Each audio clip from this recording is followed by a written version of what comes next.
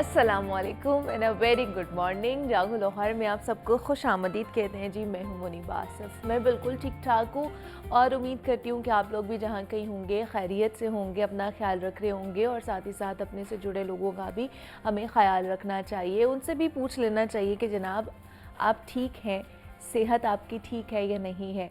ये सिर्फ़ एक दो जुमले ही हैं जो आपके रिश्तों को मज़ीद मज़बूत बना देते हैं और एक दूसरे के दिल में और ज़्यादा जगह बना देते हैं।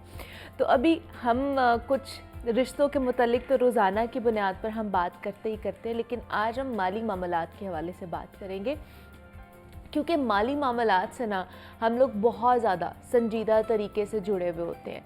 हमारी ज़िंदगी के बहुत सारे कामों का दारोमदार बराह रास्त या तो डायरेक्टली या फिर इनडायरेक्टली माली मामलात से होता है। इसीलिए देखने में आया है कि माली मामलात में ज़रा सी भी जो ऊंच नीच है ना, उसके होने की सूरत में इंसान बुखलाहट का शिकार हो जाता है। जबकि हमें ये समझना चाहिए कि जो माली मामलात हैं उसमें कितना ही नुकसान या घाटा क्यों ना हो जाए, वो इंसानी ज़िंदगी की कीमत से ज़्यादा अहमियत नहीं रखते हैं। हमारे यहाँ लोग माली नुकसान होने की सूरत में डिप्रेशन का शिकार हो जाते हैं, परेशान हो जाते हैं और बहुत गलत फ़ैसले करने लगते हैं। ये वो चीज़ है जो जवामर्दी का तरीका नहीं है ये। लेकिन एक बात हम सबको याद रखनी चाहिए कि नफ़ा और नुकसान दोनों कारोबार का हिस्सा होते हैं। और वैसे भी कहा जाता है कि उस आदमी को कारोबारी दुनिया में कदम रखना ही नहीं चाहिए जो कि घाटा खाने का हौसला ही ना रखता हो, क्योंकि जिस शख्स के एसाब हल्के फुल्के उतार चढ़ाव से ही फूल जाएंगे ना, तो उसे कारोबारी दुनिया में क्या ही लेने आना है।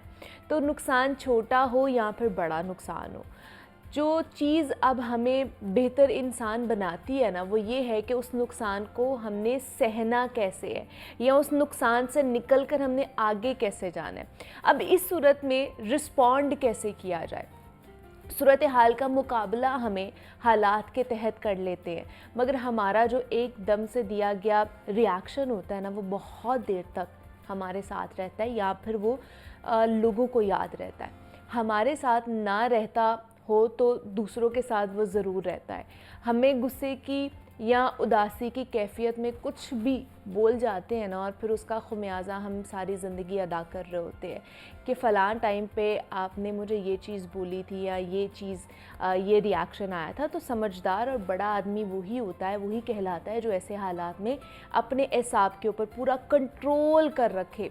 और माली मामलात में भी ख़ास तौर पर नुकसान या घाटा यकीनी तौर पर इंसानों के लिए एक कड़ा इम्तिहान होता है, एक मुश्किल घड़ी होती है हमारे लिए। मगर हमारी पूरी ज़िंदगी एक कारोबार तो नहीं होती ना, एक हिस्सा है। अगर कारोबार में हमारा नुकसान हो जाता है तो सांस कायम रहे, हिम्मत अल्लाह देता रहे, तो ये सब दोबारा से बन सकता है। लेकिन अगर हमने होशो हवास ही गंवा दिए हैं तो शायद हम कोई मुस्तकबिल या मुस्तकिल नुकसान कर बैठेंगे।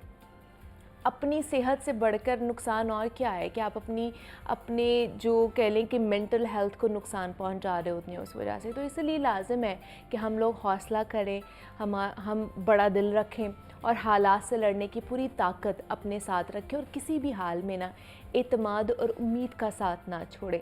जब आपको अपने ऊपर एतमाद होता है ना, तब आप कुछ भी कर जाते हैं। और वैसे भी जब भी आप किसी जगह पर कदम रखें, कोई भी चीज़ हो, तो उसमें नफ़ा या नुकसान होता है। उसमें पॉजिटिव चीज़ें भी होती हैं, उसमें नेगेटिव चीज़ें भी होती हैं। अब जैसे हम खेल के मैदान की फॉर एग्ज़ाम्पल अगर बात कर लें, तो वहाँ पर भी दो टीमें जाती हैं, मद्दे मुकाबिल होती हैं, और हमें पता होता है कि इसमें से एक टीम ने हारना ही हारना है और एक टीम ने ही जीतना है। ऐसे तो नहीं है कि दोनों टीमें जाएंगी और दोनों टीमें ही जीत सकेंगी। तो ऐसे हर चीज़ में किसी को हार देखनी पड़ती है और किसी को जीत का मज़ा जो है ना वो कह लें कि चखना पड़ता है। तो इसीलिए कभी भी ये उम्मीद लेकर नहीं जानी चाहिए। हमेशा अच्छे की उम्मीद तो रखें, लेकिन ये भी बैक ऑफ द माइंड कहीं ना कहीं होना चाहिए कि हाँ, कभी हमारा वक्त बुरा हो सकता है, कभी हमारे हालात बुरे हो सकते हैं, जिसकी वजह से कहीं ना कहीं हमें शायद डाउनफॉल का कह लें कि सामना करना पड़ जाए, लेकिन इसका ये मतलब नहीं है कि आप दिल बर्दाश्ता हो जाएं, आपके होशो हवास जो है ना वो खो बैठे, आप डिप्रेशन का शिकार, मेंटली इलनेस का शिकार हो जाए, तो उसका कोई फ़ायदा नहीं होता। आपको सबक सीख कर आगे बढ़ने की कोशिश करनी चाहिए। तो हम भी अब प्रोग्राम में आगे बढ़ते हैं और जनाब अब कुछ हेल्दी स्किन के हवाले से बात कर लेते हैं। आजकल हमारा क्या मामला हुआ है कि हमने खाना कुछ नहीं होता जो हमें इंटरनली बेहतर करे, सेहतमंद करे, और हमने सिर्फ कॉस्मेटिक की चीज़ें लगानी भी होती हैं, या फिर जो स्किन केयर प्रोडक्ट्स है उसका हम इस्तेमाल कर देते हैं और महंगी महंगी स्किन केयर प्रोडक्ट्स लगा रहे होते हैं कि जिसकी वजह से शायद हमें लगता है कि हमारी स्किन ग्लो करेगी और हमारी स्किन बहुत ज़्यादा अच्छी हो जाएगी। ग्लास स्किन जो आजकल बहुत ज़्यादा चल रही है, कोरियन ग्लास स्किन। लेकिन अगर आप अच्छा खा नहीं रहे, आपका पानी का इंटेक अच्छा नहीं है, आप फ्रूट्स वेजिटेबल्स नहीं खा रहे हैं, तो कोई फ़ायदा नहीं है इतनी महंगी प्रोडक्ट्स भी अपने मुंह के ऊपर लगाने के। तो आज हमने इसके ऊपर बात करनी है कि फॉर हेल्दी स्किन हमें किस तरह की जो डाइट है वो लेनी चाहिए। हम लोग जो बहुत ज़्यादा इस्तेमाल करते हैं प्रोसेस्ड फूड्स का, बर्गर्स, शावरमास, पिज़्ज़ाज़, इन सब का इस्तेमाल हमारी ज़िंदगी में बहुत बढ़ गया हुआ है। तो इसकी वजह से हार्मोनल एक्नी हो जाती है, बहुत सी लड़कियों को पीसीओएस का प्रॉब्लम हो रहा है, उसकी वजह से भी आपको पता है कि आपकी एक्नी बढ़ना शुरू हो जाती है। तो आज हमने ये सारी चीज़ें हैं, सारी डायमेंशंस हैं जिनको हमने कवर करना है और इस पर बात करनी है। इस पर बात करने के लिए आयशा सिद्दीका हमारे साथ स्टूडियोज़ में मौजूद है, जो कि क्लिनिकल न्यूट्रिशनिस्ट हैं। तो उनसे बात करते हैं। आयशा, आपको वेलकम कहते हैं जागो लाहौर में। कैसी हैं आप? ठीक है, मैं ठीक ठाक। थोड़ा सा लाउड बोल रहे हैं आयशा आपने, ताकि हमारी ऑडियंस तक भी आपकी आवाज़ जाए और क्लियर आवाज़ जाए। आयशा, ये आजकल आपको पता है कि हमारी डाइट उस तरह की नहीं है और हम लोग सिर्फ़ और सिर्फ अपने जो क्रीम्स और बाकी जो स्किन केयर की चीज़ें हैं उसके ऊपर अपनी इन्वेस्टमेंट जो है ना वो कर रहे होते हैं कि शायद जिसकी वजह से हमारी ग्लास कोरियन स्किन हो जाए। तो हमारी डाइट में ऐसी कौन सी चीज़ें होनी चाहिए जो हमें हेल्दी स्किन की तरफ लेकर जाती हैं? तो सबसे पहले तो हाइड्रेशन की बात आ जाती है कि हाइड्रेशन अगर हमारी पूरी नहीं होगी तो चाहे आप एक्सटर्नली अपनी स्किन पे जो मर्जी अप्लाई कर लें, आपकी स्किन फ्रेश नहीं हो सकती। ठीक है। वो एक लिमिट तक फ्रेश होगी, एक लिमिट तक उसमें ग्लो आएगा, लेकिन उसके बाद फिर आप जैसे ही वो चीज़ें अपने फेस से उतारेंगे तो आपकी स्किन वैसे ही ड्राई, स्केली और उसमें कोई फ्रेशनेस वगैरह नहीं होगी। तो सबसे इम्पॉर्टेंट चीज़ यही है कि हाइड्रेशन पे तवज्जो दी जाए, पानी की इंटेक पूरी की जाए। कम से कम आपके डेली रूटीन में 7 से 8 ग्लास पानी लाजमी होना चाहिए। अच्छा। अब अगर आप प्लेन वाटर नहीं ले सकते तो नो इशू, आप वैसे फूड आइटम्स ले सकते हैं जिसमें नेचुरली वाटर कंटेंट हो, जैसे फ्रूट्स हैं, वेजिटेबल्स हैं, स्पेशली जो वाटरमेलन है, इसके अलावा कुकम्बर है। ये वो चीज़ें हैं, ये वो फ्रूट्स और वेजिटेबल्स हैं जिसमें वाटर कंटेंट नेचुरली बहुत ज़्यादा होता है, तो आप वो भी ले सकते हैं और उसके साथ भी अपनी हाइड्रेशन पूरी कर सकते हैं। तो मोस्ट इम्पॉर्टेंटली हाइड्रेशन मतलब पानी का जो है ना वो एक बहुत वाइटल रोल है हमारी स्किन हेल्दी होने के हवाले से। एग्जैक्टली, ये पानी जितना ज़्यादा आप पियेंगे हमारी स्किन भी एक्सफोलिएट होगी, इसके अलावा बॉडी में से जितने टॉक्सिन्स हैं वो ऑटोमेटिकली रिमूव होना स्टार्ट हो जाएंगे और जितनी हमारे स्किन के अंदर जो इश्यूज़ हैं जैसे एक्नी वगैरह के जितने भी प्रॉब्लम्स होते हैं उसकी जितनी अंडरलाइंग कॉजेज़ हैं वो भी आहिस्ता आहिस्ता जब कम। अच्छा, आप पानी तो पी लेंगे, लेकिन मैं कुछ जो चीज़ें पढ़ रही थी वो ये था कि जो रूम टेम्परेचर पानी है या फिर थोड़ा सा ल्यूक वार्म वाटर जो होता है वो आपकी स्किन के लिए बहुत अच्छा है, ना कि जो हम थोड़ा सा ठंडा करके पानी पी रहे होते हैं। तो ये टेम्परेचर का भी बहुत इम्पॉर्टेंट रोल है कि हम किस टेम्परेचर का पानी पी रहे हैं। एग्जैक्टली ऐसा भी है।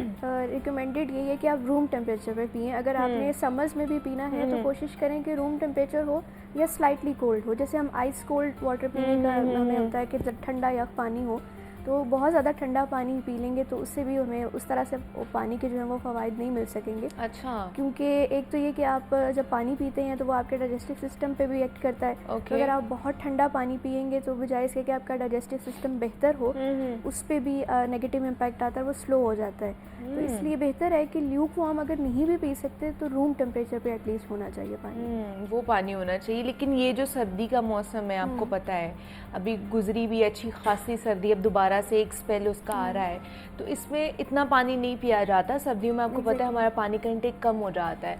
तो अब जैसे आपने बोला कि वाटरमेलन खा लें, वाटरमेलन का ही सीज़न नहीं है, तो इसके अलावा फिर क्या ऐसी चीज़ें हो सकती हैं जिसका वाटर कंटेंट अच्छा हो और हम सर्दियों में खा सकते हैं अगर हम पानी का इंटेक उस तरह नहीं करें जिस तरह हमें करना चाहिए? इसमें आप कुकम्बर ले सकते हैं, खीरा अच्छा। तो ऑल टाइम वेजिटेबल है, वो हाँ, हर वो तो सीजन मिल में जाता है। अवेलेबल होती है। आप सैलड्स की फॉर्म में ले सकते हैं, आप टमाटर ले सकते हैं। इसके अलावा आपने देखा है कि विंटर्स में सिट्रस फ्रूट बहुत ज़्यादा होते हैं, तो आप सिट्रस फ्रूट ले सकते हैं, जिसमें आप ग्रेप फ्रूट ले सकते हैं, ऑरेंजेस अच्छा। हैं, मौसमी है, इस तरह के मुख्तलिफ किस्म के फ्रूट्स आप ले सकते हैं। उसमें नेचुरली वाटर कंटेंट बहुत ज़्यादा होता है, तो आप उन चीज़ों से भी अपनी पानी की मिकदार पूरी कर सकते हैं। इसके अलावा आप दूध ले सकते हैं। इवन आपकी चाय की इंटेक जो है, अच्छा। उससे भी किसी हद तक जो है वो लिक्विड इंटेक आप जितनी भी ले रहे हैं, उसमें भी आपको जो आपकी पानी की इंटेक है वो काफ़ी हद तक पूरी हो सकती है। तो आपने बस लिक्विड पे फोकस करना है कि आप लिक्विड में जितनी भी फूड आइटम्स ले रहे हैं, जूसेस ले रहे हैं, फ्रूट्स ले रहे हैं, अच्छा। इवन आप ब्रॉथ ले रहे हैं, चिकन या मटन कोई भी ब्रॉथ ले रहे हैं, तो उससे भी आपकी किसी हद तक पानी की इंटेक पूरी हो सकती है। तो ये सारी चीज़ें आप अगर अपनी डाइट में शामिल करते हैं तो ऑटोमेटिकली आपको पता है कि विंटर्स में स्किन जो है वो ड्राई हो जाती है, स्केली हो जाती है, तो जो आपकी पानी की इंटेक है वो भी पूरी होती रहेगी और स्किन के अंदर वो जो ड्राइनेस है, जो सीजनल ड्राइनेस होती है, वो भी नहीं आएगी, वो काफ़ी हद तक ठीक हो सकती है। ठीक है। और समर्स में तो हमें पता है कि समर्स में वैसे ही हमारे पास फ्रूट्स की भी काफ़ी चॉइस होती है, वो हम लोग ले सकते हैं। इसमें वाटरमेलन भी लिया जा सकता है, मेलन लिया जा सकता है। हाँ। ये सब चीज़ें जो हैं आपको आपकी वाटर इंटेक को पूरा करने में मदद कर सकती हैं। अच्छा, दूसरा ये तो फ्रूट्स की होगी ना, वेजिटेबल्स में कौन कौन सी ऐसी चीज़ें हैं वेजिटेबल्स जिसमें जो वाटर कंटेंट, एक तो क्यूकम्बर है ही है, इसके अलावा कौन कौन सी वेजिटेबल्स है जिनका इंटेक कर सकते हैं? जितनी भी रॉ वेजिटेबल्स हैं, अनकुक्ड वेजिटेबल्स जिनको हम रॉ फॉर्म में खा सकते हैं, वो सारी वेजिटेबल्स ऑटोमेटिकली आपकी वाटर इंटेक पूरी करती हैं, क्योंकि उसमें वाटर कंटेंट मौजूद होता है जितनी भी रॉ वेजिटेबल्स होती हैं। फॉर एग्जांपल बीटरूट है, कैबेज है, टमाटर के हवाले से मैंने बताया वो है, इसके अलावा प्याज है, ये सारे ऐसी वेजिटेबल्स हैं जो आप एक सैलेड की फॉर्म में जब लेते हैं रॉ फॉर्म में, तो वो आपकी वाटर इंटेक को पूरा कर सकती हैं। जैसे ही आप उन वेजिटेबल्स को कुक करते हैं, एक सबसे पहले तो वो अपना वाटर कंटेंट लूज़ करते हैं। अच्छा। फिर उसके अलावा उसके अंदर जो न्यूट्रिएंट्स होते हैं, कुछ ऐसे न्यूट्रिएंट्स होते हैं जो हीट सेंसिटिव होते हैं, वो जैसे ही उनको हीट मिलती है तो वो आहिस्ता आहिस्ता लूज़ होना स्टार्ट हो जाते हैं, इवेपोरेट हो जाते हैं, ख़राब हो जाते हैं, तो वो आपको उस तरह से फ़ायदा नहीं देते। तो रिकमेंडेड होता है कि अगर आप जितनी रॉ वेजिटेबल्स कंज्यूम करते हैं, सैलड्स की फॉर्म में ले सकते हैं, या अगर आपको लगता है कि आप रॉ वेजिटेबल्स कंज्यूम नहीं कर सकते ड्यू टू एनी रीज़न, आपका स्टमक जो है वो ज़्यादा सेंसिटिव है, तो आप उसको स्टीम कर सकते हैं। अच्छा। आप उसको हल्का सा स्टीम करके थोड़ा सा सॉफ्ट करके खा सकते हैं। लेकिन जितना कम कुकिंग हो, जितनी कम उसकी प्रोसेसिंग होगी, उतना ही ज़्यादा वो फ़ायदेमंद होगा आपके लिए। और अगर हम स्पेसिफिकली न्यूट्रिएंट्स की बात करते हैं जी कि वो कौन से ग़िज़ाई अज्जा हैं, वो कौन से न्यूट्रिएंट्स हैं जो आपकी स्किन के लिए को हेल्दी रखते हैं, हाँ, उसमें विटामिन ए, विटामिन ए और विटामिन ई। अच्छा, ये 3 बहुत इंपॉर्टेंट विटामिन हैं, इनको आप सप्लीमेंट्स की फॉर्म ए, में भी ले सी सकते और हैं। ई। जी, ठीक है। विटामिन ए, सी और ई, ये 3 ऐसे सप्लीमेंट्स हैं जो आपकी स्किन के लिए बहुत ज़रूरी हैं। और ये हमें नेचुरल सोर्स से मिल सकते हैं? सप्लीमेंट्स से तो मिलते ही मिलते हैं, तो नेचुरल सोर्स में से कौन सी ऐसी चीज़ें जिसमें ये तीनों चीज़ें मौजूद होती हैं? विटामिन सी आपको सिट्रस फ्रूट से मिलेगा। सिट्रस फ्रूट में, ठीक है। अमरूद में बहुत ज़्यादा विटामिन होता है, अभी इसका सीज़न चल रहा है, आप ले सकते हैं, एज अ स्नैक ले सकते हैं बिटवीन मील्स। और इसके अलावा आप टमाटर में जो हम देखते हैं उसमें भी विटामिन सी बहुत ज़्यादा मौजूद होता है। इवन अगर आपकी स्किन जो है वो थोड़ी सी उसमें एक्नी है या उसमें पिंपल्स हैं, या आपको लगता है कि आपकी स्किन अनइवन है, तो आप उसको ठीक करने के लिए ना सिर्फ टमाटर खा सकते हैं, बल्कि उसको एक्सटर्नली भी अपनी स्किन पे अप्लाई कर सकते हैं। उसका पेस्ट बना लिया जाए और उसको आप स्किन पे अप्लाई करें तो आपकी स्किन काफ़ी हद तक बेहतर हो सकती है। और इसके अलावा अगर हम लोग जूसेस की बात करते हैं तो उसमें आप अनार का जूस ले सकते हैं, आप इसके अलावा ऑरेंजेस का जूस है, ये सब चीज़ें भी आपकी स्किन के लिए बहुत अच्छी हैं। और इसमें विटामिन सी की बहुत ज़्यादा मिकदार मौजूद होती है। ठीक है। और ए और ई के लिए क्या हमें सप्लीमेंट्स खाने चाहिए? वो भी नेचुरल सोर्स में है? नेचुरली मौजूद होते हैं। अब उसमें फ्रूट्स और वेजिटेबल से हटकर अगर हम बात करते हैं तो उसमें हमारे पास जो चिकन है, मटन है, इनके अंदर इसके अलावा अंडे खाने चाहिए। उसमें बहुत ज़्यादा विटामिन ए और विटामिन ए और ई मौजूद है। अच्छा, अंडा तो एक पूरी मील है, आप कह सकते हैं कि वो जब भी आप अपनी डाइट में शामिल करेंगे तो आपको उससे मल्टीपल बेनिफिट्स होंगे। तो आप अंडा ले सकते हैं अगर आपको लगता है कि आपका डाइजेस्टिव सिस्टम थोड़ा सा वीक है और आप नहीं उसको डाइजेस्ट कर पा रहे, तो आप होल एग के बजाय 2 एग वाइट्स ले सकते हैं। अच्छा, आप योक निकाल दें और 2 एग वाइट्स ले लेंगे तो वो इक्वलेंट टू 1 होल एग होगा। आपको जितने भी इसके बेनिफिट्स हैं वो भी मिलेंगे, और इससे आपकी ना सिर्फ स्किन फ्रेश रहेगी बल्कि आपकी बॉडी में जितने भी सिस्टम्स हैं वो भी स्मूथली रन करेंगे। और एक चीज़ यहाँ मैं ज़रूर मेंशन करूँगी, अगर आपका डाइजेस्टिव सिस्टम ठीक नहीं है और आपको on end of digestive system से रिलेटेड इश्यूज़ हैं तो आपकी स्किन पे भी इसका बहुत ज़्यादा इफेक्ट आता है। अच्छा, मतलब आपका स्टमक अगर ठीक नहीं है, डाइजेशन आपकी प्रॉपर्ली नहीं होती है, तो इट मीन्स कि आपकी स्किन भी उस तरह ग्लो नहीं करेगी, आप जो मर्जी कर लें। एग्जैक्टली। तो पहले फिर हमें अपने स्टमक को ट्रीट करना पड़ेगा। एग्जैक्टली, यही चीज़ें जो मैंने आपको बताई हैं, यही चीज़ें आपकी स्टमक की हेल्थ के लिए भी बहुत अच्छी हैं। अच्छा। और इन रिटर्न आहिस्ता आहिस्ता ये आपकी स्किन पे भी इफेक्ट करती हैं। तो जब आपका स्टमक हेल्दी होगा तब आपकी स्किन भी ऑटोमेटिकली ग्लो करेगी।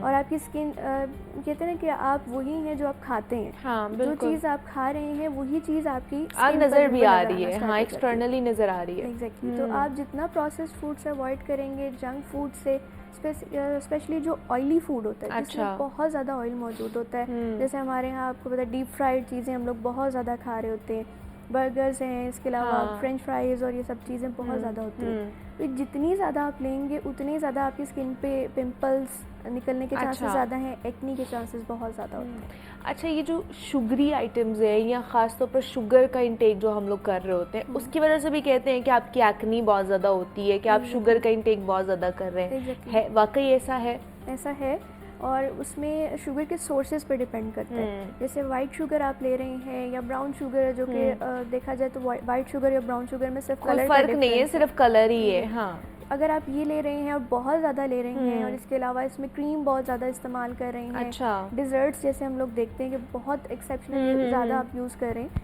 तो ये सब चीज़ें भी आपकी स्किन पे बैड इम्पैक्ट ज़्यादा देती हैं। क्योंकि excess of sugar, excess of anything is bad actually.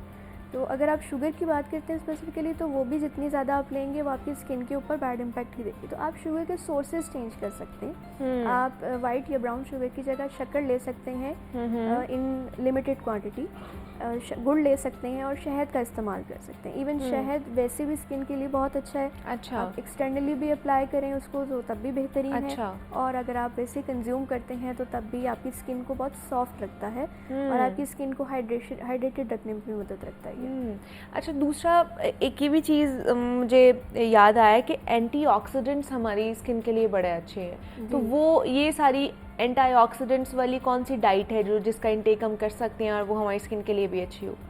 अच्छा, जो आइटम्स जिनमें विटामिन सी होगा, हाँ, उनमें ऑटोमेटिकली ज़्यादातर एंटीऑक्सीडेंट्स भी मौजूद होते हैं। अच्छा, ठीक है। जैसे मैंने बताया कि बहुत सारी चीज़ें हैं, जैसे टमाटर हैं, फ्रूट्स हैं, वेजिटेबल्स हैं, और इसके अलावा अंडे हैं। इन सारी चीज़ों के अंदर और आपके पास एंटीऑक्सीडेंट्स की काफ़ी हद तक मिकदार जो है वो शामिल होती है। तो अगर आप वो कंज्यूम कर रहे हैं तो एंटीऑक्सीडेंट्स भी आपको जो है वो उसी मील के थ्रू मिल रहे होते हैं। और इसके अलावा अगर कुछ लोग ऐसे होते हैं जिनको कुछ फूड आइटम से एलर्जी होती है, जैसे नट्स हैं, नट्स भी बेहतरीन है आपकी स्किन के लिए, उसके अंदर भी बहुत ज़्यादा विटामिन्स और मिनरल्स मौजूद होते हैं। तो अगर आपको कोई ऐसी चीज़ जिससे एलर्जी है और आप खा रहे हैं और आपको लग रहा है कि आपका डाइजेस्टिव सिस्टम उनको बेयर नहीं कर पा रहा, तो फिर आपको सप्लीमेंट्स पे जाना चाहिए। अच्छा, फिर आप विटामिन सी, ई और विटामिन ए के सप्लीमेंट्स जो हैं वो इजीली ले सकते हैं। इसके अलावा अगर आपको नहीं कोई इशू तो फिर आप जूसेस की फॉर्म में ले सकते हैं। विटामिन ए का एक बड़ा बेहतरीन सोर्स है गाजर। अच्छा, इसका जूस बेहतरीन है कि अगर आप ले रहे हैं, और इस मौसम में भी गाजर है भी है। अगर हम मौसम के लिहाज से बात करें तो अभी तो गाजर आपके पास बेशुमार बिल्कुल ट्रू। विटामिन सी भी आपको मिल जाएगा ऑरेंजेस में से, और गाजर और उसमें ए मिल जाएगा, तो आप उसका बेहतरीन तौर पर जो है ना आप एक जूस बना के पी सकते हैं। अब देखिए, जूस की फॉर्म में हम लेंगे, वाटर कंटेंट भी होगा, हाइड्रेशन भी मिलेगी, और आपको विटामिन्स भी मिल जाएंगे, और वो विटामिन्स आपकी स्किन को बेहतरीन करेंगे। ठीक है, कि मतलब आज से ना हमारा एक गोल होना चाहिए, ये मेरा भी और आप लोगों का भी, कि आज से हमने ऑरेंज और कैरेट का जूस पीना करना है ताकि हमारी स्किन और भी ज़्यादा ग्लो करे। तो हमारे साथ आयशा मौजूद थी। थैंक यू सो मच कि आप यहाँ पर आई और इतनी अच्छी हमें आप टिप्स देकर जा रही है कि किस तरह हमने अपनी ग्लोई स्किन बनानी है। तो यहाँ पे एक छोटी सी ब्रेक लेते हैं, मिलते हैं इस ब्रेक के बाद।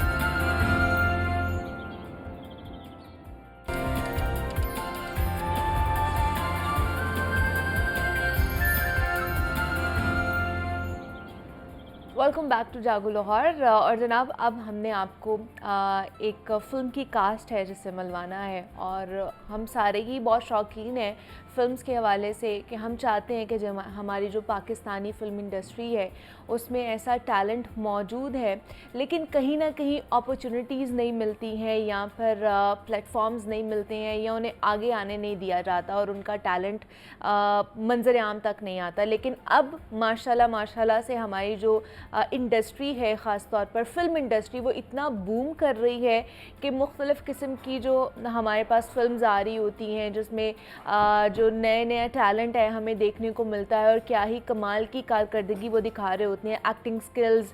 फिर अगर प्रोडक्शन की बात कर ली जाए तो क्या ही खूबसूरत प्रोडक्शन की जा रही होती है। तो एक ऐसी ही फ़िल्म है जो कि जनाब नेटफ्लिक्स के ऊपर रिलीज़ होने जा रही है, जो आपको वहाँ पर देखने को मिलेगी। और पहली फ़िल्म और इसको ड्रामा भी कहा जा सकता है, जो रेड बत्ती के नाम से है और नेटफ्लिक्स पर रिलीज़ होने के लिए तैयार है। पाकिस्तानी फ़िल्म इंडस्ट्री के लिए एक बड़ा एज़ाज़ आप इसको कह सकते हैं। तो उनकी कास्ट है, उनसे हमने आपकी मुलाकात करानी है, उनसे थोड़ी सी फ़िल्म के बारे में बात करेंगे। आज इस फ़िल्म का जो है ना वो प्रीमियर भी है। तो हमारे साथ स्टूडियोज़ में प्रोजेक्ट हेड हैं, राइटर हैं, प्रोड्यूसर हैं इस फ़िल्म के, उज़ैर ख़ान, उन्होंने हमें ज्वाइन किया और उसके साथ साथ साइम अली हैं जो कि हीरो हैं और लीड एक्टर हैं। तो उज़ैर साहब, आपको वेलकम कहते हैं जागो लोहार में। कैसे हैं आप? ठीक है, thank you very much, specially it's a great honour for us. आपने हमें बुलाया और बहुत अच्छा हमें यहाँ पे लग रहा है। और इसके साथ साथ साइम ने भी हमें ज्वाइन किया। साइम, आपको भी वेलकम कहते हैं जागो लोहार में। तो उज़ैर, सबसे पहले आप ही से बात करना चाहूँगी, थोड़ा सा बताइए हमें फ़िल्म के बारे में। आप इसके राइटर भी हैं, प्रोड्यूसर भी हैं, प्रोजेक्ट हेड भी हैं। तो कब से इसके ऊपर वर्किंग कर रहे थे, कब से इस चीज़ को आपने पाइपलाइन में रखा हुआ था? एक्चुअली क्योंकि मैं वहाँ पे बॉलीवुड्स के शोज़ वगैरह करवाता हूँ कनाडा में ना, आई एम फ्रॉम कनाडा। सो वहाँ पे हम एक शो कर रहे थे, एज एन एक्टर भी मैं उसमें काम कर रहा था। मैं और शिल्पा शेट्टी काम कर रहे थे। तो वहाँ पे एक ऐसे जिक्र हुआ कि उनकी एक फ़िल्म आई थी, संजय लीला ने जो बनाई है, जी। हीरा मंडी। तो उन्होंने कहा जी आपने वो फिल्म देखी है? तो मैंने कहा जी आपने देखी है? तो एकदम दे शौक कहते हैं हमने तो बनाई है। आई नीरज बलवान उनका नाम था and he was the line producer of that movie. So हम खाना खा रहे थे तो मैंने कहा जी आपने देखी है? तो उन्होंने कहा जी हमने तो बनाई है। मैंने कहा जब वो है ही चीज़ यहाँ लाहौर में, तो आपने क्या, क्योंकि आप लोगों ने गलत किया है लखनऊ बीच में डाल के और नाम हमारे शहर का लेके कि लाहौर में है। लाहौर में लखनऊ कहाँ पे आया? सबसे पहले लखनऊ उस बाज़ार में आया जहाँ पे लोग अदाब सिखाने के लिए उधर बाज़ार में बेचते थे, जो हमने बचपन में सुना या किताबों में सुना या अपने बड़ों से सुना। तो यहाँ पे तो वो चीज़ ही नहीं है। तो उन्होंने कहा जी आप बना के दिखाएं, इसका कोई आंसर देते। मैंने कहा जी आप मुझे सपोर्ट करें, because we are 7 partners of that shows जो हम organise all over the world हम करते हैं। तो उन्होंने हमें नेटफ्लिक्स पे मुझे भेज दिया। तो वहाँ पे मैं गया तो वहाँ पे 7 सेशन हुए हमारे, फर्स्ट 2 3 4 इस तरह करके।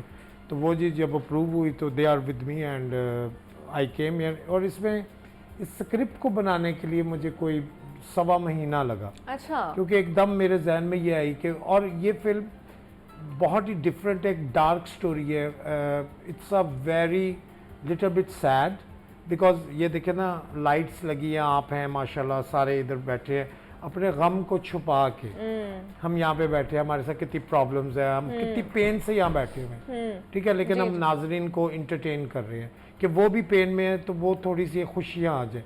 तो इस आर्टिस्टों की बैक क्या है और डार्कनेस क्या है, उसकी सैड लाइफ क्या। फॉर एग्जाम्पल एक बंदा है, यहाँ पे मैं एक सेठ का रोल कर रहा हूँ, क्या हाल है, कैसे हो, ठीक है रख दो उधर, और एकदम कट होता है तो सर मुझे पैसे मिल जाएंगे, वो मेरी अम्मी की तबीयत खराब है सर, और वो बाहर वो रक्शे का वेट कर रहा है और वो उस तरह का सेठ नहीं। और लोग कहते हैं यार ये तो फिल्मों ड्रामों में लेमोजीन से निकलता है और ये एकदम वहाँ पे रक्शे पे जा रहा है। तो this is the very heart touching things. तो ये उस फिल्म की स्टोरीज है कि जब एक बाजार सजता है, जब एक मेला सजता है, तो उसके बैक पे क्या है कि मतलब एक कमरा सज रहा है कि जी कस्टमर आएगा, गाना सुनेगा, देखेगा, ये होगा वो होगा, और एकदम उसको कट कर दिया जाता है।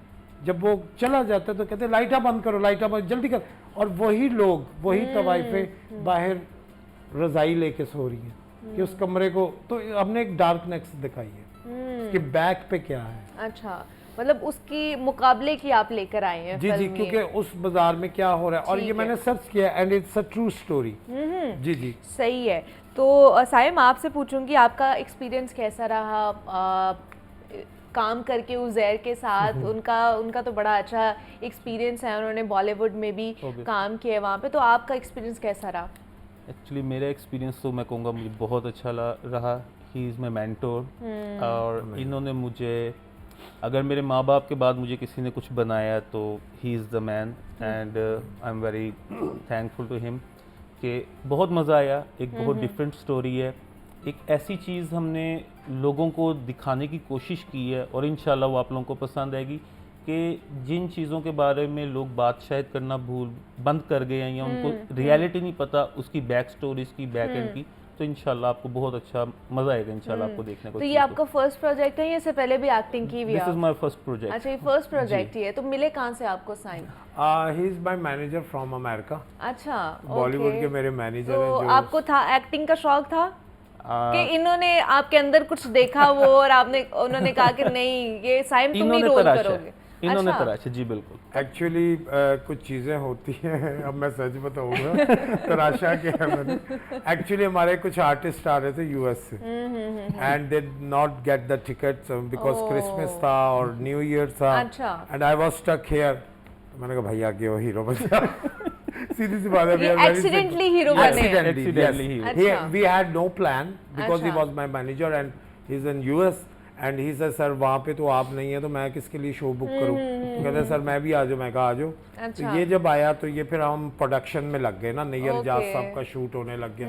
फिर उसको कह रहे हैं यार वो कहाँ पे है, सुनील नहीं आया, फलाना नहीं आया, तो वो जी उसको टिकट नहीं मिली, और ये तो मैंने कहा भाई फिर इसको देखें। अच्छा। और he did the double role, ये अच्छा। विलन भी है ओह, और और हीरो क्योंकि भी है। जी नैयर एजाज ना 3 लोगों को दाता दरबार के बाहर से ना बोरी में बंद करके अगवा करते हैं। अच्छा। बच्चे जरा मेलों में नहीं जी, होते, जी, जी, जी, एक जी। मैं हूँ अच्छा। और 2 ये भाई हैं। अच्छा, जुड़वा भाई हाँ, आपने जुड़वा दिखाए भाई हैं, हैं। ठीक एक है। मोहल्ले में बड़ा हो गया ओके। और एक नैयर एजाज का राइट हैंड बन गया। ओह, ठीक है, और मैं गलियों में घूमता फिरता एक पिम्प कर रहा हूँ जो पॉजिटिव है। अभी स्टोरी नहीं बताऊंगा। नहीं नहीं, वो हम पूछना भी नहीं चाहते, सारा वो क्रक्स खत्म हो जाए। Because he work with Bollywood actors, और इसने उनको मैनेज किया है, हमारे साथ काम किया है, किस तरह वो रिहर्सल्स करते हैं, तो ही गॉट वेरी एंड मैंने इसका ऑडिशन लिया। क्योंकि मैं यहाँ से कुछ लोगों को लेना चाह रहा था तो मैंने कहा कि मैं किसी को भी ले लूँ, बड़े नामवर जिनमें मौसम अब्बास भी हैं। हाँ। मैंने उनसे भी बात करने की कोशिश की, मैंने कहा चले, तो इसी असना में ये आ गए। अच्छा। और जो हमारे डायरेक्टर हैं अजाज अहमद और अच्छा। जो हमारे डीओपी हैं नासिर अली, तो उन दोनों ने कहा कि इनको ज़रा चेक करते हैं, तो जब सही। इनको चेक किया तो इन्होंने मुझे पीछे कर दी। वाह जी वाह, क्या बात है कि नहीं, मतलब सर, वो आपसे एक्सीडेंटली सीखा। जब उन्होंने वो उनको देखा, ये होती है आंख जो काम कर ऐसे। रहा होता है ना, कि उसको पता चल जाता है कि कौन अच्छे तरीके से काम कर सकता है। तो मुझे उज़ैर साहब ये बताइए कितनी इन्वेस्टमेंट इसके ऊपर लगी है, कितना पैसा लगा है इसके ऊपर? देखिए, सबसे पहले बात यह है कि फिल्म जो है ना वो जहन से बनती है, पैसे से नहीं बनती। और इसमें जो इन्वेस्टमेंट है वो सारी जो है वो एनर्जी है। हाँ, ये तो है। You know what I mean, कि वहाँ से आपने आना, एक तो आपका कनाडा से यहाँ पे आना, क्रू को यहाँ पे लेके आना, फिर अमेरिका से लोगों को यहाँ बुलाना, फिर यूके से लोगों को यहाँ बनाना। ठीक है, ये है बड़ी इन्वेस्टमेंट। ठीक है, फिल्म तो आपको पता है कि 100 रुपये से लेके 1 करोड़ तक में भी फिल्म बन जाती जी, है। ऐसे यू नो, है। This is the example. So बात ये है कि it's a big budget like that कि इसमें लॉट्स ऑफ कंट्रीज इन्वॉल्व हो गए। लाइक यूके से नादिया रशीद आ गई, एक एम रशीद साहब थे, बहुत बड़े यहाँ के प्रोड्यूसर थे और फिल्म साज थे, तो उनकी बेटी है नादिया रशीद, और पीटीवी की एक बहुत नया नाज एक एक्ट्रेस रही हैं, उनको भी मैंने यूके से बोला। मैंने उन लोगों को यूज़ किया जो घर बैठ के एक भूख में आर्टिस्ट नहीं रह जाता कि यार हम बाहर चले गए हैं तो अब हम दुकान में कहाँ, ऐसे ऐसे माया नाज एक्टर हैं जो बाहर के मुल्कों में टैक्सी चला रहे हैं, जो अच्छा। दुकानों में काम कर रहे हैं, मैं नाम नहीं लूँगा कि उनकी, क्योंकि फनकारी प्रॉब्लम Obviously, आएगी हाँ। ना बीच में, तो ऐसे ऐसे मैं वही आप, तो वो कार वॉश कर रहा है, वही आप, अच्छा। वो पेट्रोल डाल रहा है, बिकॉज यहाँ पे जो प्रॉब्लम्स फिल्म इंडस्ट्री पे आई हैं, जो हमारे टीवी पे आई हैं, अभी हम एक नए प्रोजेक्ट पे मैं काम कर रहा हूँ, जिस तरह खलील रहमान कमर साहब मेरे उस्ताद भी हैं, मेरे बड़े भाई भी हैं, उन्होंने लिखा पंजाब नहीं जाऊँगा जी जी, या लंदन नहीं जाऊँगा, लंदन नहीं जाऊंगी। तो मैं एक पैरोडी और बड़ी कॉमेडी चीज़ लिख रहा हूँ, लेकिन उसमें एक मैसेज दे रहा हूँ अच्छा कि कराची नहीं जाऊँगा, अच्छा, कराची नहीं जाऊंगा। नहीं जाऊँगा। वो हमारा एक प्रोजेक्ट अच्छा। है, उसमें हम ये बताना चाह रहे हैं कि मैंने बड़े बड़े ऐसे फनकारों को कराची में, जिस तरह लाहौर से जा रहे हैं और एक जी, सफ़र जी। हो रहा है, काम करन जा रहे हैं, यार पैसे फंस गए ने, बीवी कैंसर चाहिए तो मैं उत्थे जा रहे हैं, ऐसी मैंने बहुत सी स्टोरी, जी, जी, बहुत hard stories मैंने यहाँ हैं पे बहुत सी ऐसे। स्टोरीज सुनी है, बिकॉज मैं 6 साल की उम्र से पीटीवी में काम कर रहा अच्छा, हूँ, जिसमें सही है। अंधेरा उजाला, ख्वाहिश, सूरज के साथ साथ बड़े बड़े ख्वाजा सन, फरेब, तो ये जितने भी सीनियर एक्टर्स हैं ना, ये मेरे अंदर समाये हुए हैं, मतलब मैं इनकी गोदों में बैठा हूँ, इनसे प्यार मोहब्बत, उज़मा गिलानी, खालदा रियासत, इन लोगों के साथ भी काम किया, यू नो, ठीक है। तो वो सारी चीज़ें, और रुही आपा, अल्लाह बख्शे, जी रुही जी, बानो बिल्कुल जी, ऐसे ही है। तो वो सारी कहानियाँ, तो फिर मैं उनसे अटैच हो जाता था कनाडा से ना, कि आपा क्या हुआ है, फलाना क्या हुआ है, तो वो कहानियाँ सुनाते थे। क्या बात, तो वाह जी, वो वाह। जो कराची जाने वाला वो सफ़र है ना, वो अब जो उसके जिस ऊपर लिख रहे पेन हैं पे वो जा रहे हैं, तो उस पे हम काम कर रहे हैं। अच्छा, तो वो अब इसके बाद उसके ऊपर काम शुरू हो जाएगा नहीं, आपकी इसके तरफ? बाद हम पार्ट 2 कर रहे हैं रेड बत्ती का, अच्छा। वो दुबई में। अच्छा, वो दुबई जी, में जी। करेंगे। जी। तो आपका कैसा एक्टिंग जब कर रहे हैं, कोई हर्डल आई कि कहीं मुश्किल लगा कि कर पाऊंगा नहीं कर पाऊंगा, या स्मूथली हो गया? नहीं, काफ़ी जगह पे मुझे ऐसा लगा, क्योंकि मेरा फर्स्ट अटैम्प्ट है, तो मुझे काफ़ी जगह पे ऐसा लगा कि शायद मैं नहीं कर पाऊंगा। अच्छा। फिर मैं क्रेडिट दूंगा उज़ैर भाई को, हमारे डायरेक्टर साहब को, इजाज़ साहब को, कि इन्होंने मुझे जिस तरह वो ये मुझे लेके चले हैं, मुझे कोई जो हर्डल मेरे लिए थी वो मुझे हर्डल लगी नहीं। अच्छा, ठीक है, इन्होंने मुझे इतने स्मूथली और इतने पोलाइटली ऐसे पॉलिश करके चलाई गए हैं, और मैं वो सारे काम कर ही गया हूँ जी, और तो काफ़ी इसके मज़ा आया बाद मुझे। अब आप क्या सोच रहे हैं? फ्यूचर प्लान्स इसी में हैं कि अब मैं एक्टिंग की तरफ ही जाऊंगा कि नहीं? नहीं, इसको इतनी एक्टिंग नहीं करानी, फिर हम क्या करेंगे।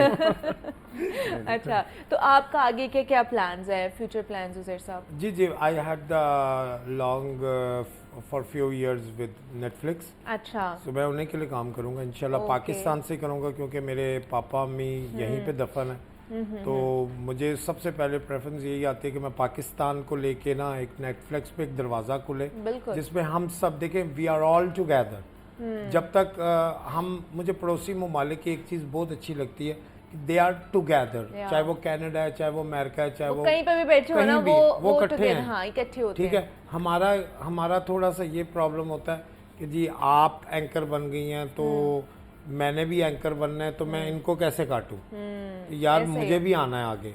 तो भाई लकीर अगर आपकी खींची है, अल्लाह पाक ने खींची है ना, तो अल्लाह पाक हमारी भी खींच देगा। ऐसे ही आप है। उसके लिए दुआ करें, अल्लाह हाँ आपके लिए आगे। तो ये चीज़ें हमारे जो शो भी है ना, इसमें बहुत कम है। ठीक है, ठीक है। मैं स्ट्रेट हाँ, फॉरवर्ड ही बिल्कुल बात ऐसे करूंगा, है। लेकिन बाहर मैंने हॉलीवुड भी काम किया, मैंने बॉलीवुड भी किया, मैंने कैनेडियन फिल्में भी की, जिसमें मैंने जगन काजिम के साथ बड़ा काम किया। जुगन काजिम जो है आपकी anchor, she live before in Canada, हाँ तो जी, हमने कनाडा बहुत से से। प्रोजेक्ट इकट्ठे किए अच्छा, हैं। सही है। तो वहाँ पे कम्युनिटी गैप नहीं है। ठीक है, कि एक दूसरे को आगे लेके, अच्छा आगे ये लेके लाइन जाओ। मैं नहीं बोलता, तुम बोलो, तुम बोलो, सही तुम है, आगे बढ़ो। सही है, तो सही मैंने है। वहां से एक चीज सीखी कि मेरे आगे अगर जूनियर एक्टर खड़ा है ना, तो मैंने अपने आप को डाउन कर लिया कि यार तुम बोलो, तुम आगे आओ, मैं कहीं और अपीयरेंस ठीक दे है, दूंगा। ठीक है। ठीक है, लेकिन यहाँ पे वो नहीं होता। Leg pulling यहाँ पे हाँ, ज्यादा अगर होती है, सीनियर सही के है। आगे आप खड़े हो हाँ, जाते हैं तो ना, आपको तो वो कहेगा ओए आधा कम कटो। ऐसे तो ही ये है। बड़ा प्रॉब्लम है। चलिए जी, बहुत अच्छा लगा आप दोनों से मिलके, और best of luck Uzair Thank you, साहब। madam. Thank you. और आपको भी Saim you. Best of luck, कि Thank आपका you, पहला प्रोजेक्ट था, लेकिन जिस तरह आपसे गुफ्तगू करके बड़ा मज़ा आया। तो जनाब, नेटफ्लिक्स पर ये रिलीज होने जा रही है, तो हम सब देखेंगे और अपनी पाकिस्तानी और फिल्म मैं इंडस्ट्री को। इसमें एक I am sorry ji, no sorry about problem. That, मैं इसमें एक चीज़ बता रहा हूँ। मेरे पे एक बात बन रही है, दो बातें बन रही है कि जी ये लेजेंड ऑफ मौला जट को टच कर रही है। अच्छा वो क्यों, बिकॉज ऐसी कोई बात नहीं है, क्योंकि ना वो मुझे फ़ोन उल्टे सीधे आ रहे हैं। अच्छा, तो वो ऐसी कोई बात नहीं है। पहली बात ये है कि वो उन्होंने नेटफ्लिक्स के लिए बिलाल अशारी साहब ने कोशिश की थी, ठीक है। जिसकी वजह से नहीं हो सकी।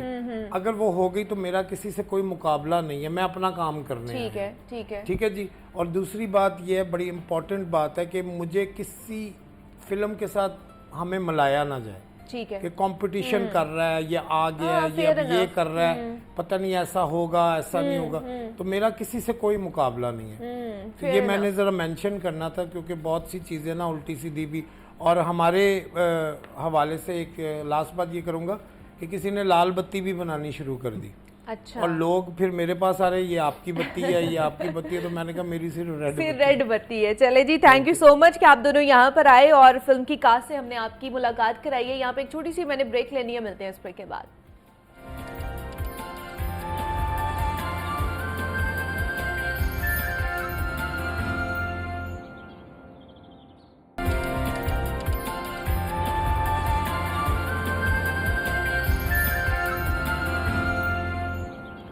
वेलकम बैक टू जागो लाहौर। जनाब, अब कुछ नौजवान नस्ल के हवाले से बात कर लेते हैं। ख़ास तौर पर ये जदीद दुनिया है और तेज़ ज़िंदगी होती जा रही है हमारी, और इसमें ख़ास तौर पर जो हमारी यूथ है, हमारी जो नौजवान नस्ल है, वो एडजस्ट कर पा रही है या नहीं कर पा रही है। डिप्रेशन का शिकार हो जाना दौरान तालीम, या फिर जब आप डिग्री हासिल करते हैं और उसके बाद आपको नौकरी ना मिलना, या बहुत सारे ऐसे मसाइल हैं जिसका शिकार हमारी यूथ होती जा रही है। तो क्या उसको बेहतर किया जा सकता है? उनकी मेंटल हेल्थ के बारे में आज हम बात करेंगे कि उनकी मेंटल हेल्थ के अंदर उनके दोस्तों का, उनके वालिदैन का, फैमिली मेम्बर्स का कितना अहम रोल है और किस तरह इस सारी सिचुएशन को कर्टेल किया जा सकता है। इस पर बात करने के लिए डॉक्टर अली अजमल हमारे साथ स्टूडियोज़ में मौजूद है, माहिर नफ्सियात है, उनसे बात करते हैं। डॉक्टर अली, आपको वेलकम कहते हैं जागो लाहौर में। कैसे हैं आप? ठीक है, I am fine, thank you. Doctor Ali, ये हमारी जो यूथ है ख़ास तौर पर, वैसे भी कहते हैं कि जी ये हमारे मुस्तकबिल के मेमार हैं और इनके कंधों पर अब हमारी तरक्की और मुस्तकबिल जो है ना वो फॉल करता है। तो मुझे बताएं कि आपके पास भी बहुत सारे कंसल्ट करने के लिए यंगस्टर्स आते होंगे, कौन कौन सी प्रॉब्लम्स के साथ वो फेस कर रहे होते हैं या सफ़र कर रहे होते हैं जब वो डॉक्टर के पास आते हैं? आजकल हमारी यूथ को मुख्तलिफ़ किस्म के मसले हैं। जहाँ तक बात है कि डॉक्टर के पास जाने की, मेरे पास कब आते हैं, तो ऑब्वियसली उसमें सर फहरिस्त तो मेंटल हेल्थ इश्यूज़ हैं। अच्छा। डिप्रेशन आजकल बच्चों में बहुत ज़्यादा पाया जा रहा है। उसके अलावा फिर स्ट्रेस और एंग्जाइटी के, यानी कि मेंटल हेल्थ से रिलेटेड ऐसे मसले जो कि जेनेटिकली नहीं होते, यानी कि स्किज़ोफ्रेनिया हो गया या साइकोटिक इशू जो जेनेटिकली नहीं है, बल्कि उसका जो वजह है वो इन्वायरमेंट है।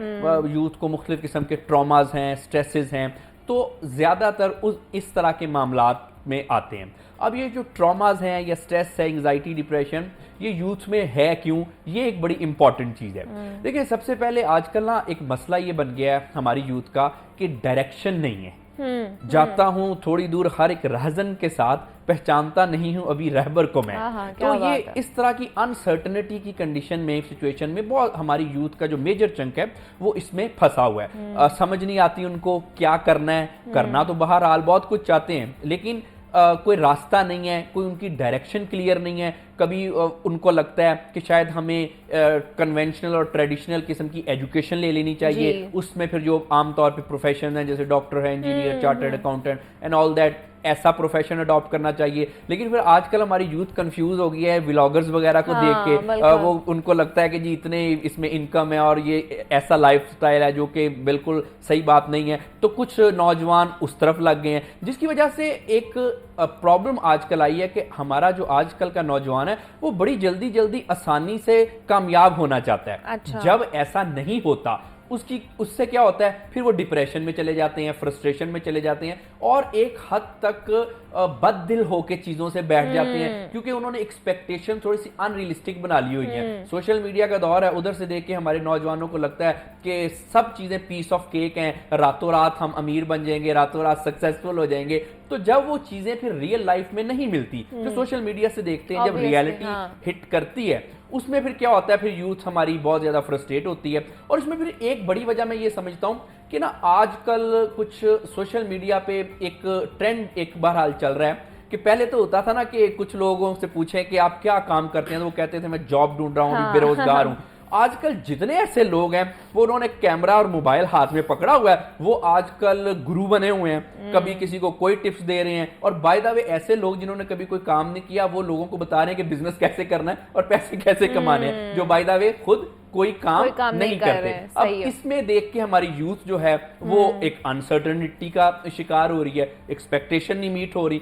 अच्छा, उसके अलावा अगर हम बात करें तो आजकल ना यूथ का एक बहुत बड़ा मसला है वो जो आजकल के बच्चे बच्चियां ये रिलेशनशिप के मामलात में अपने आप को अच्छा। इन्होंने इन्वॉल्व किया हुआ है। आप देखें कि हर 10 में से 2-3 जो बच्चे हैं उनको इसी चीज का एक तरह से डिप्रेशन और ट्रॉमा लगता है। सोशल मीडिया का दौर है, इंटरेक्शन काफी ज्यादा हो गया है, तो जिसकी वजह से बहरहाल हमारी यूथ एक हद तक बेरारवी का भी शिकार हो गई सही है। जिससे फिर ऑब्वियसली देखें, वी नीड टू अंडरस्टैंड कि एक्सपेक्टेशंस यूथ की बड़ी अनरियलिस्टिक बहुत हो गई unrealistic हो हैं। गई और हैं, वो हाँ। सिर्फ वजह ये, अच्छा उसमें फिर क्या हो गया, शॉर्ट टेम्पर्डनेस आ गई है, छोटी छोटी बात पे हाइपर हो रहे हैं, फ्लेयर अप हो रहे हैं, किसी चीज पे स्टिक नहीं है, एक चीज से अच्छा। दूसरी, दूसरी से तीसरी। तो ये इस तरह के आमतौर पे लेकिन मामला लेकिन जिस तरह मैं बात कर रही थी अली कि हमारी जो अब की जो ज़िंदगी है ना बहुत जल्दी जल्दी तेज़ हो गई हुई है, बिजी लाइफ हो गई हुई है, हमारी जिद्दत आती जा रही है, इनोवेशंस आती जा रही है नई से नई। तो क्या अब की हमारी यूथ क्या इस सब से कोप अप कर पा रही है या एडजस्ट कर पा रही है इन सारी चीज़ों के साथ? नहीं, एडजस्टमेंट का तो बहरहाल हमारी यूथ में मसला है। बिल्कुल अच्छा। आपने ठीक कहा कि आजकल जो लाइफ है वो बड़ी हाँ। तेजी से चेंज हो गई हाँ। है और पहले की निस्बत तो बिल्कुल ही आज की दुनिया बिल्कुल, डिफरेंट दुनिया है। बिल्कुल। लेकिन इसमें इशू एक छोटा सा ये है कि पेरेंटिंग हमारी पुरानी है, क्योंकि हाँ। हमारे जो पेरेंट्स हैं ऑब्वियसली वो जरा उनका दौर और था। तो बिल्कुल आपकी बात ठीक है कि कोप अप आज की यूथ नहीं कर पा रही इतने जो रैपिड चेंजेस है। अब वो होता ये है कि जब ये जो तेजी है आमतौर पे जो लाइफ में तेजी है वो यूथ को डायरेक्टली स्ट्रेस का शिकार कर रही है, जिसकी वजह से आप देखें कि आजकल मसले ज़हनी व नफ्सियाती मसले रिकॉर्ड पे हैं। पहले इतना नहीं होता था। हाँ जी, और फिर बिल्कुल। यूथ के ऊपर एक बहरहाल एक तेजी का प्रेशर भी है कि जी जल्दी जल्दी काम करना है, उसके बाद शादी करनी है, पेरेंट्स ने कहा स्टेबल हो जाओ, और इस तरह के जो मसले मसाइल होते हैं उसकी वजह से यूथ डायरेक्टली स्ट्रेस का शिकार हो रही है। स्ट्रेस की वजह से क्या हो रहा है कि आमतौर पर देखें आजकल सब एक और बड़ा मसला यूथ का, बातें करती हैं आजकल की यूथ बहुत बड़ी बड़ी, ख्यालात बहुत बड़े हाँ। हैं, ख्याली पुलाव बहुत पुलाव बड़े बहुत हैं, ज्यादा पका लेते रहे हैं। लेकिन प्रैक्टिकली जब करने का टाइम आ रहा है तो ज्यादातर हमारे जो नौजवान है वो प्रोक्रेस्टिनेशन का शिकार है। सारा टाइम अपना सोचने में, प्लान करने में लगा दिया, एग्जीक्यूशन कुछ भी नहीं, Zero। सिर्फ planning and planning and planning. उससे क्या हो रहा है, ऑब्वियसली बहुत सारा टाइम जाया हो Waste हो रहा रहा है। है। उसके बाद फिर टाइम वेस्ट करना है में आजकल यूथ ना सारे मामलात में आसानी का शिकार हो गई है। अच्छा। इसको कोई मैं ऑब्वियसली बीमारी तो नहीं कहेंगे, लेकिन ये बीमारी की हद तक लोगों को नुकसान पहुंचा रही है कि आसानी से आसान काम करने हमने जो जल्दी जल्दी हो जाए और जल्दी जल्दी हमें रिजल्ट्स मिल जाएं, उसमें क्या है कि फिर मुश्किल काम यूथ कर नहीं रही और फिर ऐसी चीजों की तरफ जा रही है जो आसान चीजें हैं। मिसाल के तौर पे कंटेंट आजकल जो ज्यादा कंज्यूम हो रहा है वो कोई काम का कंटेंट नहीं है, बिल्कुल कंज्यूम हो ऐसा ही रहा, है, बिल्कुल साथ वो हमारी यूथ जंक फूड कंज्यूम करती जा रही है और साथ आसान सी चीजें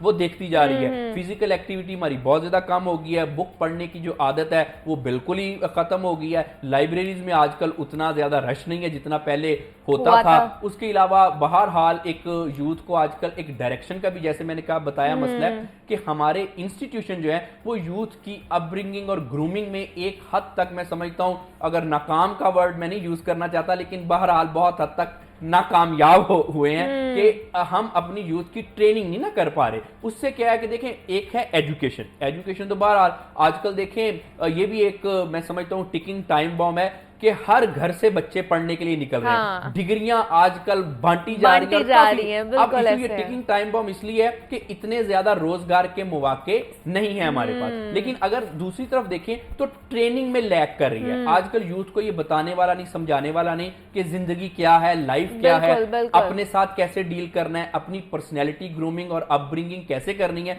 जिसकी वजह से एक हद तक आज का जो नौजवान है वो पहले की निस्बत तन्हा है। लोनलीनेस जो है आजकल यूथ में बड़ी पाई जाती है। वो जैसे है ना कि कहने को साथ अपने एक दुनिया चलती है, फिर भी इस दिल में चुपके से तन्हाई पलती है। सोशल मीडिया में इंफॉर्मेशन की बम्बार्डमेंट हो रही है, रिलेशनशिप भी दोस्तों के, रिश्तेदारों के भी, फ्रेंड्स आपके बहुत ज्यादा होते हैं वहां पे, काफी ज्यादा हो गए हैं। लेकिन उसमें क्या हो रहा है कि इंटरेक्शन और रिलेशनशिप आर्टिफिशियल हो गए हैं। आज का बच्चा जो है, जो यंग नौजवान है, मैं तो कहूंगा बड़े भी, वो पहले की जनरेशन से सबसे ज्यादा लोनली, तन्हाई का शिकार है। लोगों में रहते हैं हम हर वक्त, ऑब्वियसली इंटरेक्शन रहता है, लेकिन इतना सतही किस्म का इंटरेक्शन है कि हम तन्हा हैं। आज के बच्चों के पास कोई बात कहने वाला नहीं नहीं है। तो ये उनकी अपनी चॉइस है कि वो तन्हा है, या ये हमारा कह लें कि मामला ऐसा चल पड़ा है कि वो कहीं ना कहीं इतने ज़्यादा लोगों के साथ होते हुए भी वो कहीं ना कहीं लोनलीनेस फील करते देखिए हैं। उसमें क्यों लोनली है आजकल फील कर रहे हैं, जैसे मैंने बताया कि रिलेशनशिप आर्टिफिशियल हो गए ठीक हैं। है, अब ओके। आमतौर पे देखें कि साथ वाले रूम में अगर किसी ने सिबलिंग में भी बहन भाइयों को भी कोई मैसेज बात कहनी हो तो फोन पे टेक्स्ट करते हैं। तो इस वजह से एक तो रिलेशनशिप बड़े हमारे आर्टिफिशियल हो गए हैं। उसके बाद फिर लोगों को ना इतनी एक नफसा नफसी की दौड़ लग गई है कि कुछ करना है, इतना यूथ पे प्रेशर है कि आजकल दोस्तियां, रिलेशनशिप, रिश्ते नाते वो बड़े बनावटी रह गए हैं। लेग पुलिंग जो है, बहुत ज्यादा है। किसी को पीछे करना, खुद आगे होना, मटेरियल की दौड़ में ज्यादा लग गए हैं। और ये जो हमारे ताल्लुकात हैं वो बड़े सतही हो गए हैं। जब होता ही है कि जब हम मटेरियल्स के पीछे भागते हैं, ताल्लुकात सतही होते हैं, रिश्तों की हम केयर नहीं करते, तो उसकी सबसे बड़ी वजह उसकी जो सबसे बड़ा रिजल्ट है वो लोनलीनेस होती में आ है। जाता उसके है। बाद दूसरा मसला आजकल ये भी है कि वैल्यू सिस्टम चेंज हो गया। पहले की कुछ वैल्यूज हमने अडॉप्ट की, आजकल यूथ का कुछ वैल्यू सिस्टम चेंज हो गया। Change है, अब जब हम वैल्यू नहीं ना हमारी होती हैं, चेंज हो रही होती हैं, उसकी भी एक जो कॉन्सिक्वेंस होता है वो तन्हाई होती है। हमें जो वैल्यूज हैं हमारी, जो हम सोचते हैं, जो हमारी कैरेक्टर की स्ट्रेंथ है, वो हमें तन्हा नहीं होने देती, वो हमें जज्बाती तौर पे मजबूत रखती है। और आप देखें कि इंसान ज्यादातर इस दुनिया में जो भी काम करना है वो इंसान अपने दिमाग के साथ और अपने जज्बात की मजबूती के साथ करता है। लेकिन क्या है कि आजकल इमोशनल थोड़े से फ्रेजिलिटी यानी कि कमजोरी आ गई है। सब लोगों में भी हम हैं, लेकिन फिर भी तन्हा हैं, वसवसों का शिकार हैं, छोटी छोटी बात पे सेल्फ डाउट में आ जाते हैं और डायरेक्शन क्लियर नहीं है, क्या करना है, स्टेप उठाते हैं लेकिन फिर और सोचते समझ हैं नहीं पता आते, नहीं हाँ, क्या होगा, कैसे क्या होगा। नहीं वो ना होगा, इरादा बिल्कुल। बांधता हूं, सोचता हूं, तोड़ देता हूं, कहीं फिर ऐसा ना हो जाए, कहीं वैसा ना हो जाए। लेकिन इस सारे मामले में मतलब मुझे याद है कि जब हम टीन एज में थे या जब हम स्कूल गोइंग थे तो हमारे बड़े अच्छे फ्रेंड्स हुआ करते थे जिनसे अभी तक हम इन कांटेक्ट में हैं।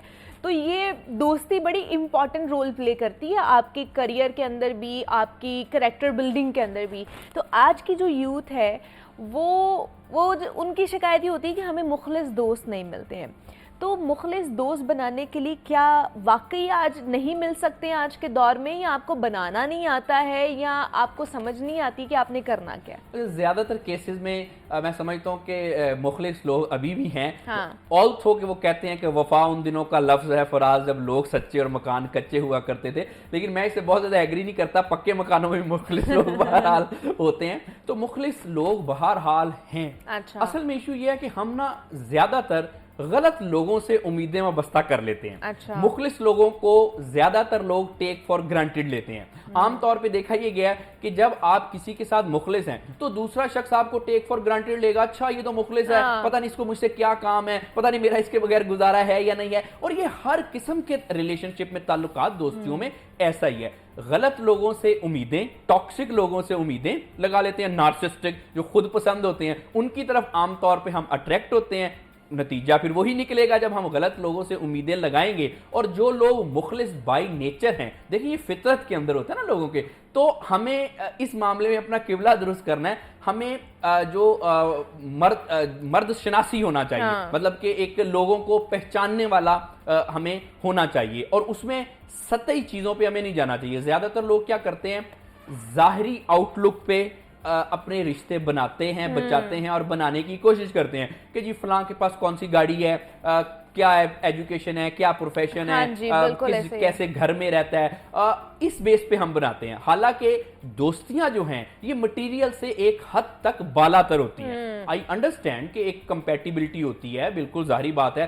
खास तौर पे जब हम शादी वगैरह करते हैं तो एक मैच होता है, उसमें कोई बुरी बात नहीं है। हर बंदे को अपना एक रख रखाव देखना चाहिए। लेकिन ना हम आजकल सिर्फ मटेरियल पे इतना फोकस कर रहे हैं कि जो देखिए ना, दोस्ती, मुखलिस होना, किसी के काम आना, सेल्फलेसनेस, ये मेटाफिजिकल चीजें हैं। इन चीजों का कोई जिस्म नहीं है। दोस्ती लोगों में होती है लेकिन दोस्ती की कोई जिस्म नहीं होता। हाँ, ना इसी तरह से मुखलिस होना, इमोशंस होते हैं इंसान के अंदर लेकिन उसका कोई जिस्म नहीं होता। तो हम लोग मटेरियल्स में बहुत ज्यादा पड़ गए हैं। Okay. जो इमटेरियल, जो कि जिंदगी की खूबसूरती और हकीकत है, उन चीजों को हमने बिल्कुल ही नजरअंदाज कर लिया। तो फिर एंड पे क्या होगा, जब हम अपनी जो फैसले हैं उसकी बुनियादी गलत होंगी तो रिजल्ट कैसे अच्छा आएगा। लेकिन आपको लगता है कि दोस्ती अब यूथ के अंदर इसलिए भी ज़्यादा नहीं है, जिस तरह आपने टर्म यूज़ की, नार्सिसिस्टिक बहुत ज़्यादा हम लोग हो चुके हुए हैं, इस वजह से भी क्योंकि खुद पसंदी आ गई हुई है आज की यूथ के अंदर कि हम किसी और को कुछ समझ ही नहीं पाते हैं, तो ये भी चीज़ बहुत ज़्यादा मैटर करती है। बिल्कुल जी, ये चीज़ तो सबसे ज़्यादा मैटर कर रही है आजकल के जो इन्वायरमेंट में। ये ना सिर्फ के बच्चों की दोस्तियों की बात है, बल्कि ये शादीशुदा जिंदगी और ओवरऑल ऑर्गेनाइजेशनल लाइफ में या ओवरऑल आजकल सबसे बड़ा जो इशू है वो टॉक्सिक और नार्सिस्टिक पर्सनैलिटी का जो मसला बना है। अब इसमें ना नार्सिस्टिक जो है, जैसे आपने बताया कि किसी को कुछ समझना नहीं, अपने आप को इंटाइटल्ड समझना, मैं ही मैं हूं, सेल्फ लव का शिकार होना, ये टेंडेंसीज हर जगह पे होती है। लेकिन इसमें दो चीजें हैं, कुछ लोगों की ये फितरत का हिस्सा होती है।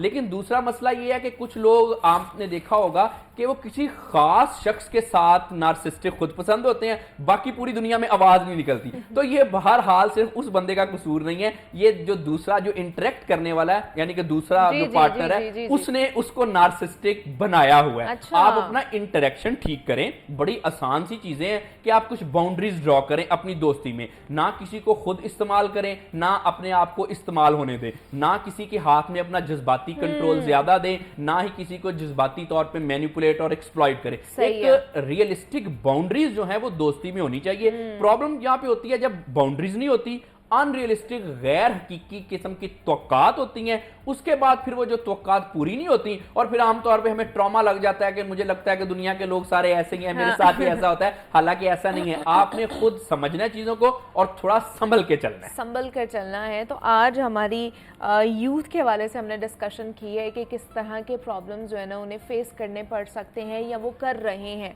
तो उसके लिए उन्हें डायरेक्शन चाहिए, उन्हें काउंसलिंग चाहिए जो बर वक्त उनको करवानी चाहिए ताकि ज़िंदगी के आगे मामलात उनके बेहतर हो सकें। तो हमारे साथ डॉक्टर अली अजमल मौजूद थे। Doctor Ali, thank you so much for coming here. और यहाँ पे एक छोटी सी ब्रेक लेते हैं, मिलते हैं इस ब्रेक के बाद।